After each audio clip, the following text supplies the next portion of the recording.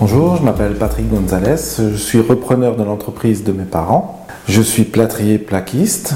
Cette entreprise a été créée en 1986. Nous comptons 3 salariés.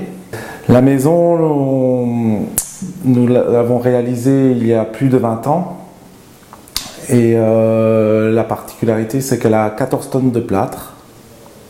Tout est plâtré, de la cave au grenier.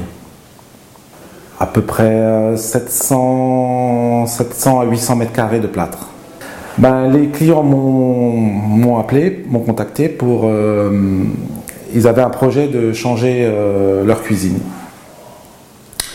Et ils m'avaient parlé qu'ils allaient réaliser une table ronde sous cette cuisine et un îlot central. Et ils voulaient quelque chose un peu hors du commun au plafond. Et je leur ai montré un autre chantier où j'avais réalisé une coupole aussi. Le fils nous a fait un croquis sur le mur, à peu près de ce qui a été réalisé. Et voilà, on a marié un peu du moderne et la coupole un peu plus ancien. On fait un fond, j'ai descendu le plafond, j'ai fait un fond en placo. Et après, on découpe dans une planche, par exemple, la forme de la coupole. On crée un gabarit. On pointe le milieu et on fixe ce gabarit. Et après, on tourne, on met du plâtre, on tourne, on fait une rotation avec ce gabarit.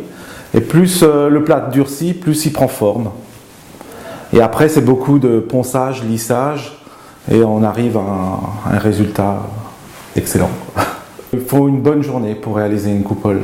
Et après, il faut laisser le séchage pour pouvoir poncer régulièrement et enduire. Après, l'autre difficulté, c'est créer une moulure. Pareil, on dessine la forme qu'on veut sur un morceau de zinc. On découpe, on ponce, on lime, et on crée un gabarit. Par exemple, pour celui-là, je l'ai fait sur une table.